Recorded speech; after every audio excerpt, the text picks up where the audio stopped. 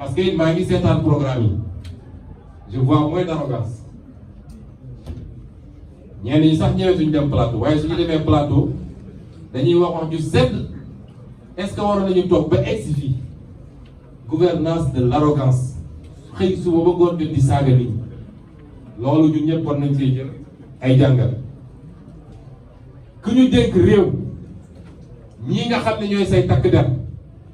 nga xam ne kaaraange société bi moo leen tax a jóg warloo leen mettre ci benn situation bi parce que takk der yi ma gis ñoo gën a am lu leen naqari fi mu toll ndax xam nañu ki ñuy dóor seen rakk la xam nañu ki ñuy gaañ seen rakk la koo ci wéetal xolam seddul ku ñu jox réew war ngaa moytu loolu war ngaa moytu banqaas yi nga xam ne ci nga toog nga mettre leen ci ay situation yoo xam ne ñoom seen bopp dootuñu bëgg dara ci liggéey bi. may rendre hommage nag gendarmerie nationale ci seen professionnalisme ci seen sens de la responsabilité ak seen hauteur man dama leen mujj naw GIGN bés bu ñu may jàpp ba tey bi ñu may déposé fi ma dem noppalu ji seen loxo laa nekk. brigade de recherche nous avons une très grande gendarmerie nga la waaye ku ñu jaaxaane suñu institution des professionnels dinañu respecter ordre mais sans zèle sans brutaliser kenn musuma sax bëmëx kenn musuma xoos kon ñooñu ku am lu mel noonu àdduna bi yëpp ñeeñu ko nga la waay Macky Sall bul yàq suñu réew. gendarme boobu gaañu barki démb ci ñi ma yoroon la 12 GIGN ñi ma yoroon la di professionnel bu mag a mag a mag un patriote, une fierté pour le Sénégal ñeewante bi mu amoon ci ñi mu doon sànni grenade bi moo tax mu téyewaat ko hésitation boobu moo yàq loxoom tey kon yooyu nañ ciy bàyyi xel te gëm naa ni mu amee ci gendarmerie la amee ci yeneen corps kon politicien yi bu ñu yàq suñu diggante ñun biir Sénégal waaye suñu diggante ak suñuy institution rawatina gendarmerie armée police ak keneen ak keneen di wax tamit ni Macky Sall dafa trahir le peuple sénégalais Macky Sall mooy le seul responsable de lii xew nii ci réew mi te responsabilité boobu duñ ko bàyyi mu jaas Macky Sall amul légitimité pour jiite Sénégal tey jii amu ko woon démb tey doog a ñëw ndax man bokk naa ci candidat yi nga xam ne bi ñu génnee 2019 maa waxoon candidat ñeenti candidat opposition yi ne leen position de principe du ne génne nañu génne xale yi ñu xeex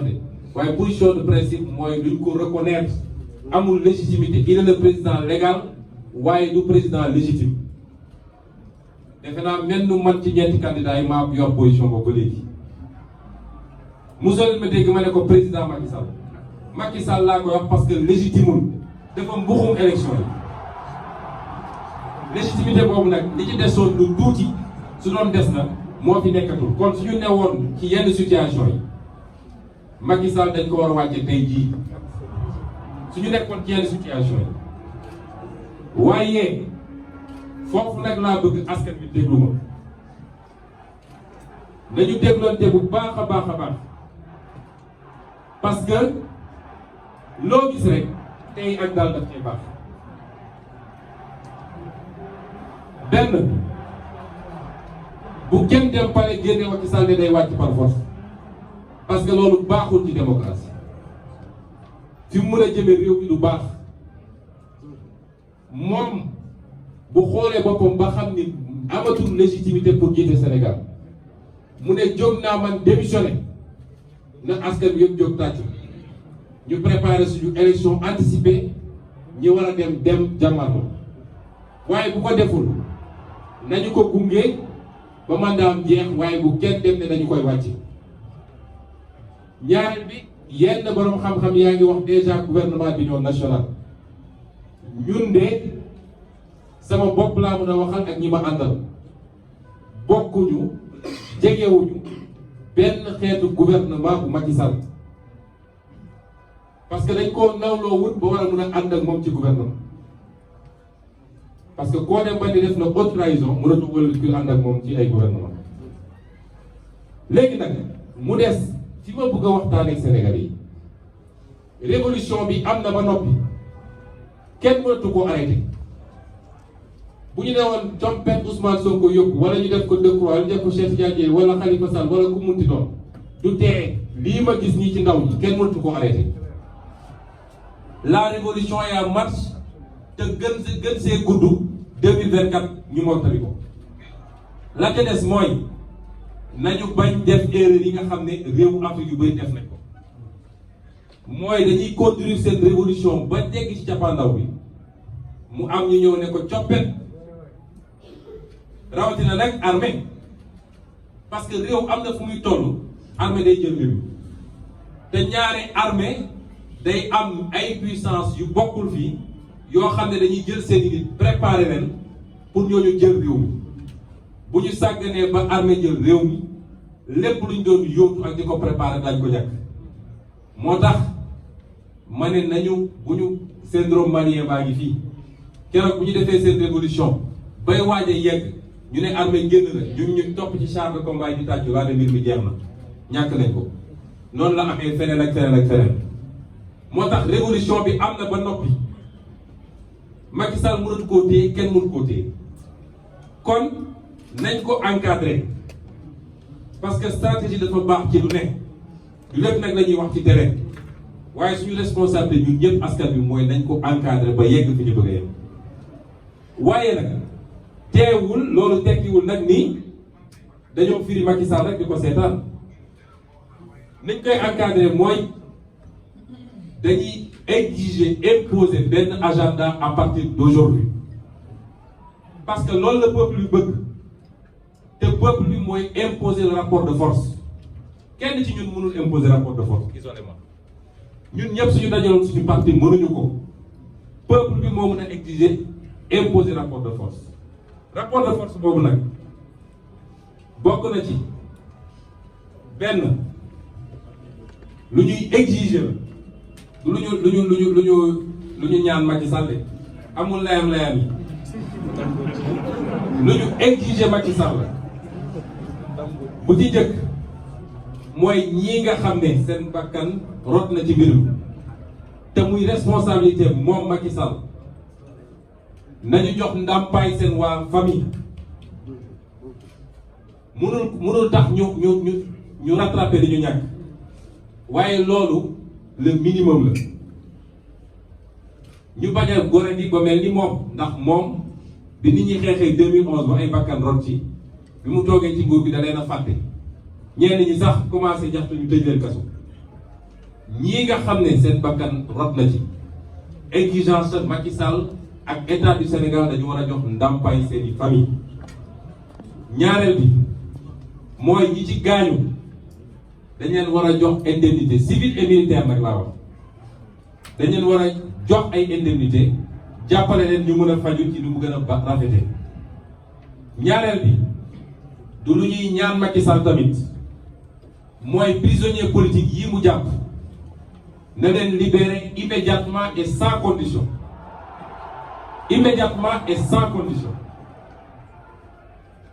te nag premier point bi ma njëkk a wax gannaaw bu ñu nee réparation ñu ngi exiger ñu ubbi une enquête indépendante parce qu'il faut ñu xam kan moo tiré ak kan moo rey ay affaire u Balla Gaye jaar na fi leneen ak leneen ba léegi kenn xamul lu xew ak kan la loolu tax nit ñi di am fit defaat enquête indépendante ñuy wax nag ni ñi ngi déposer une plainte auprès de la Cour pénale internationale parce que lii c'est des crimes contre l'humanité te ci nguuru Macky Sall la xewee fii Sénégal ñetteel bi mooy bis ni ki tey dootuñu nangu Macky Sall di persécuter les opposants ak les honnêtes citoyens di leen espionner di leen mettre sur écoute la terreur va changer de camp dootuñu ko nangul Macky Sall yooyu il faut mu jeex tey démb dégg ngeen gendarme bu démissionné parce que def na liggéeyam ni mu ko war a defee ñu envoyé ko ay police ñu koy espionner suba ak ngoon Macky Sall moom lan la ñu teg wala moom mooy Sénégal loolu dina dakk bis ni ki tey. ñaareel bi mooy ñi nga xam ne ay ministre yu mu jël moom ay samba boy yu jël jox leen xaalis ñor ay jaas yi ak ay fital di fit nit ñi exigence nañ leen a identifier jàpp leen livrer leen à la justice ñu àtte leen ñoom ak ñi leen yóbbu la ñoom ak seen commanditaire. juróomeel bi mooy Macky Sall bëgg na ko bañ na ko dina créer les conditions pour ñu mën a dem ci ay élections nu mu gën a leeree ay wuruj fichier électoral jeex na ci Sénégal yor say carte d'identité ne du ma ko jox ndaw ñi parce que ànduñoo ak man jeex na ci Sénégal Macky Sall dina créer les conditions yu ñu mën a demee ci élection xam ne ñépp lay tolloole ku peuple bi tànn ñu ne kii la. juróom-benneel bi mooy ci ni mu gën a gaawee il faut ñu organiser élection yi ci élection locale Sénégalais yi tànn seeni maire parce que maire yoo xam ne seen mandat léegi mu def 10 ans kenn mënatu ko nangu. dina organiser élection législative en 2022 Sénégalais yi tànn seen député jox seen bopp assemblée bi ñu bëgg waaye dina organiser 2024 élection présidentielle ci ni mu gën a rafetee. lii lenn rek moom la doon exception mooy mu dem ba xam ni moom diriger tout Sénégal amatul législative Sénégal mu ne démissionné naa ñu def élection anticipée waaye duñ ko may benn report mu toog naan may buum may bumi may seet kañ laa koy def ak nu ma koy defee kooku moom jeex na Sénégal. juróom-ñaareel bi mooy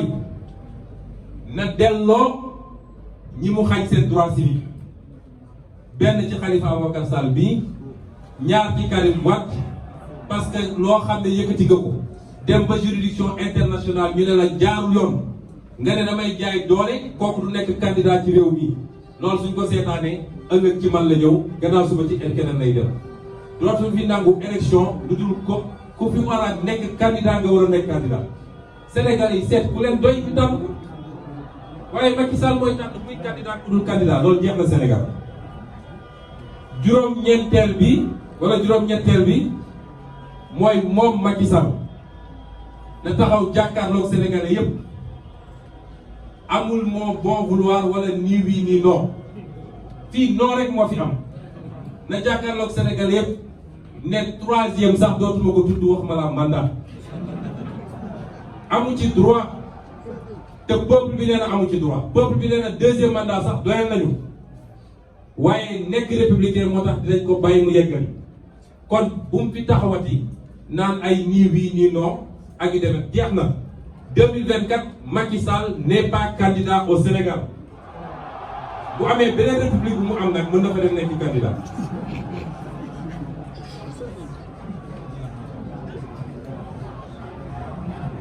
lii lépp nag dafa am lu mu àndal ànd ak mooy li may ñaan le peuple particulièrement les jeunes bu mobilisation bi wàññeeku mukk nag tey lañu war a gën a mobiliser wu chacun et chacune kenn ku ne ci ñun am na sañ-sañu jëfandikoo ak xam bi nga xam ne constitution moo ko may ni man du ma nangu ku ma noot loolu ngeen def tey jii loolu ngeen def fan yi yëpp weesu nañu continuer mobilisation boobu waaye na doon mobilisation pacifique parce que dafa am lu Macky Sall foqati woon ci ñun mooy kenn amatul woon sañ-sañu def rassemblement wala nga def marche tey wan nañ ko ni ci par force dinañ ko def parce que constitution moo ñu ko may te keroog bi ñu koy may dafa ne déclaration ngay def amul autorisation déclaration la balaa may dee ñu ne marche non autorisée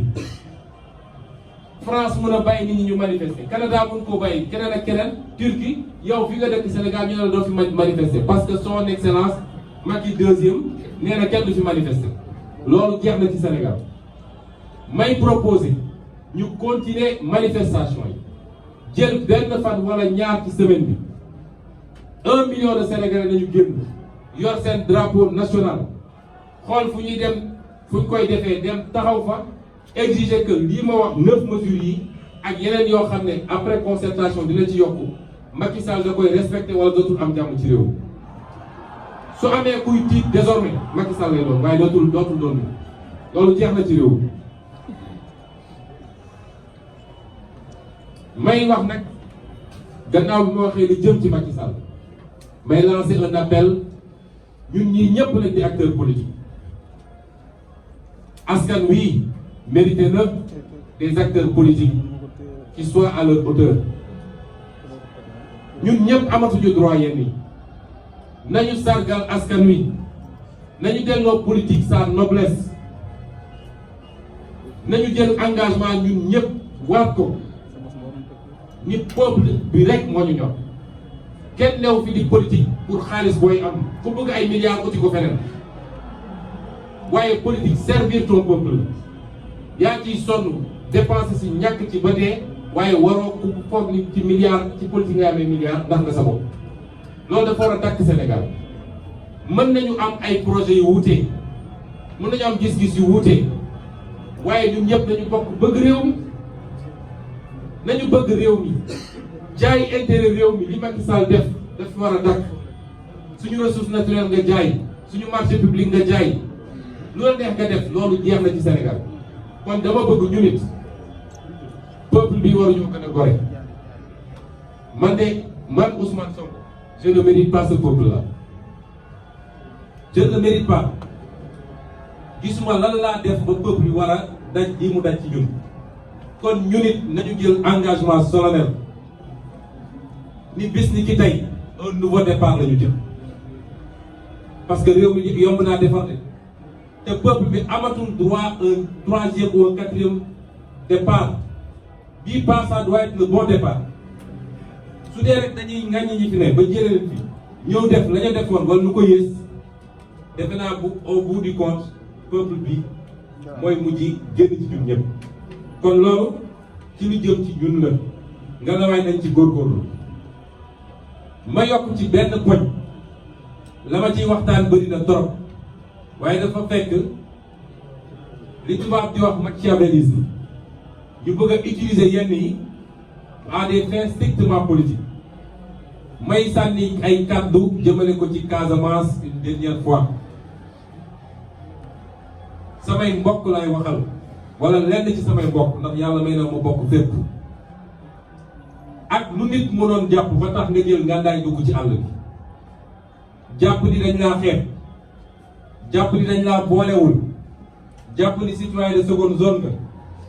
boo xoolee li xew tey ci Sénégal di nga xam ne loolu amut ndax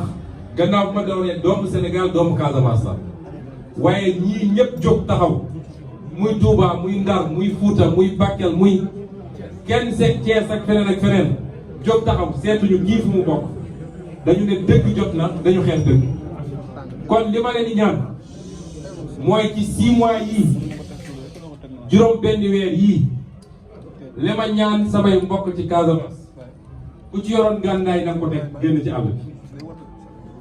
ku ci yoroon gànnaay na nga ko teg sans condition génn ñu bokk ndey bokk bàyyi parce que ñun ñëpp sénégalais la ñun ñëpp africain lañu gannaaw ba ngeen ànd ak suñu armée